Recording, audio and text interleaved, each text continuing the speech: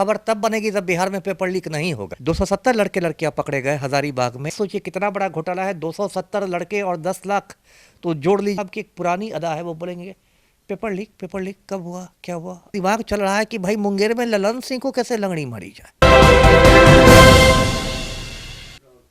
नमस्कार, स्वागत है आपका नक्षत्र न्यूज में और मैं हूं मुस्कान। आपको बता दें कि बिहार में परीक्षा लीक का मामला काफ़ी बढ़ता जा रहा है।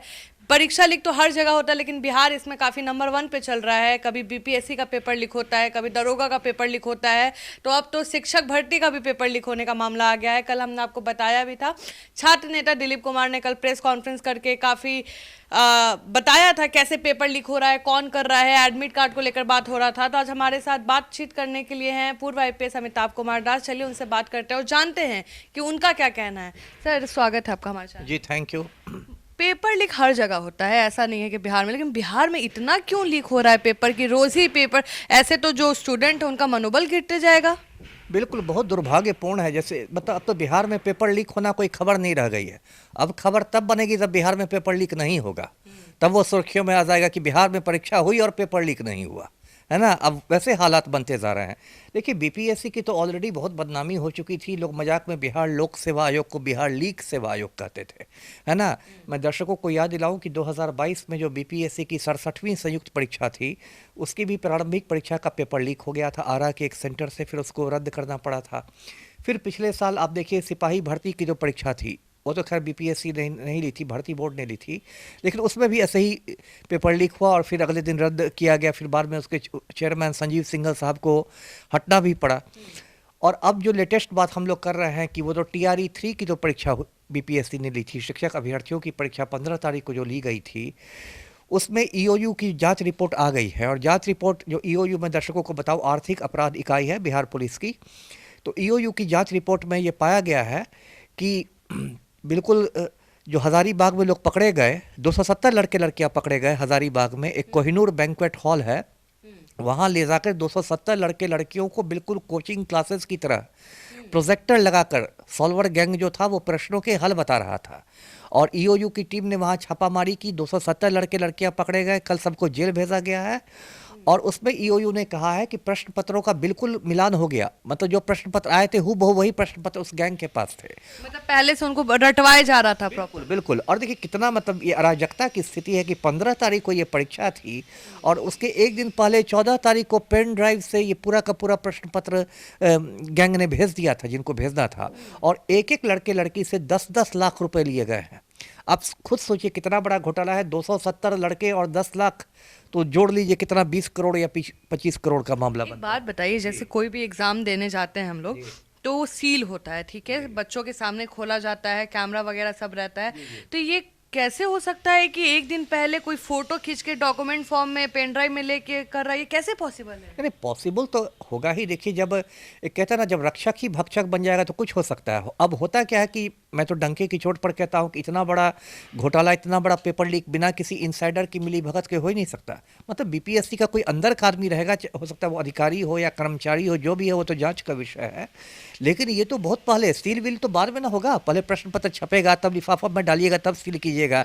लेकिन लिफाफा में डालने के पहले ही जब प्रश्न पत्र आपके पास आया ही है कंप्यूटर में, उसके पहले ही यदि आप उसको कॉपी करके पेन ड्राइव में डाल देते हैं तो वहाँ से तो लीक हो ही जाएगा। ये कोई बड़ी बात नहीं है। आज तो टेक्नोलॉजी का ज़माना है, 1000 रास्ते हैं।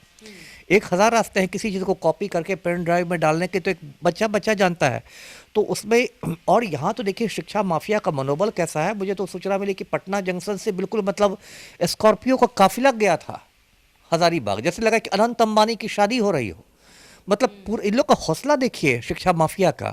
और वहाँ पर बाकायदा एक बैंक्वेट हॉल को आप बुक करा रहे हैं और प्रोजेक्टर पर आप ये कर रहे हैं।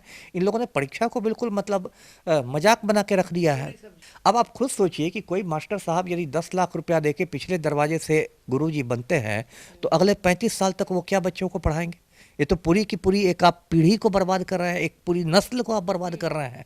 और यहाँ पलटू राम है, तो हो सकता है पलटू राम से यदि मीडिया वाले पूछे इस पेपर लीक के बारे में तो पलटू राम की एक पुरानी अदा है, वो बोलेंगे पेपर लीक कब हुआ, क्या हुआ, अच्छा मैं पता करता हूँ, देखता हूँ। एक पुरानी अदा है। और यदि उनको पता चल जाएगा तो बोलेंगे कि हम ना किसी को फंसाते हैं, हम ना किसी को बचाते हैं, कानून अपना काम करेगा। और ये कह के पतली गली से निकल जाएंगे।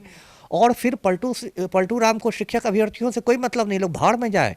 उनका दिमाग चल रहा है कि भाई मुंगेर में ललन सिंह को कैसे लंगड़ी मारी जाए। और यहाँ लड़के लड़कियों का भविष्य देखिए, कितने दुख की बात है। आज तो इस परीक्षा को रद्द होना ही होना है।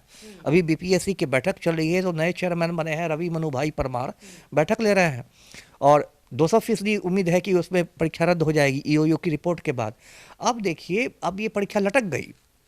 कल हिंदुस्तान में आप जानती हैं आचार संहिता लागू हो गई, लोकसभा चुनावों की तारीखों का ऐलान हो गया। अब तो जो पूरा सिस्टम है बिहार का, वो चुनावी मोड में आ गया।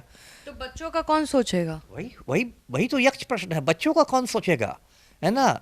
मोदी जी हैं तो चुनावी बॉन्ड के जरिए ही देश को लूट रहे हैं, पलटू राम है तो फेविकोल लगा के कुर्सी से चिपक गए हैं। या लड़के लड़कियों का क्या होगा? लड़के लड़कियां इसी तरह मतलब सड़क नापते फिरेंगे और फ्रस्ट्रेशन हो रहा है युवाओं में। मैं आत्महत्या को कोई सही बात नहीं कहता, लेकिन इस तरह की खबरें आती रहती है कि युवा लोग फ्रस्ट्रेशन में आके सुसाइड कर रहे हैं। इसमें कमजोर है, आपको ये नहीं लगता है कि जैसे जांच घर ज्यादा कमजोर है, जैसे कहीं अगर जांच इतना स्ट्रांग बनाया जाए कि जो इसमें जिसका नाम आएगा तो फिर माफिया को तो कांपने लग जाते। जैसे यूपी का बात करें, यूपी में भी हुआ, ऐसा नहीं है, लेकिन वहां पे तो लोग अब कांपता है, और अब यहाँ पे तो अभी भी बिहार में चल रहा है। नहीं, कांपते तो यूपी में भी नहीं है, वहां भी तो देखिए आदित्यनाथ की सरकार है तो बाकायदा पेपर लीक हुआ ही सिपाही का। यदि इतना कांपते तो पेपर लीक नहीं होता। और बाद में जब बहुत बड़ा आंदोलन हुआ छात्रों का, तब जाके उसको रद्द करना पड़ा। तो कांपते कहीं नहीं। देखिए दिक्कत क्या है इस देश में हो गया है कि जितने भी माफिया हैं, चाहे वो दारू माफिया हो, बालू माफिया हो, शिक्षा माफिया हो, सबकी घुसपैठ हो गई है सत्ता के गलियारों में। इसलिए इन पर कोई एक्शन नहीं हो पाता है। परीक्षा ये रद्द हो जाएगी तो अब तो रद्द वाला मुद्दा का तो खत्म हो गया। अब यदि लड़के लड़कियों को चाहिए कि वो शांतिपूर्ण आंदोलन करें, है ना। शांतिपूर्ण आंदोलन इस बात के लिए करें कि भाई बड़े बड़े मगरमच्छों को बड़े बड़े घड़ियाल। सुन रहे थे पूर्व आईपीएस अमिताभ कुमार दास को। इनका कहना है कि छात्र का जो जीवन है वो संघर्ष ही में है, और इसमें जो बिहार का पेपर लीक का जो मामला है, ये कोई इंसाइडर ही कर सकता है। इतना हिम्मत नहीं है कि अपने आप ही कोई ऐसे ही लीक कर दिया हो, तो कोई ना कोई मिला हुआ जरूर है। और जो माफिया है बिहार में, उनका मनोबल ऐसे ही बढ़ा हुआ है। कहीं भी जाइए तो मनोबल बढ़ा हुआ है। तो तब तक के लिए बने रहे, धन्यवाद।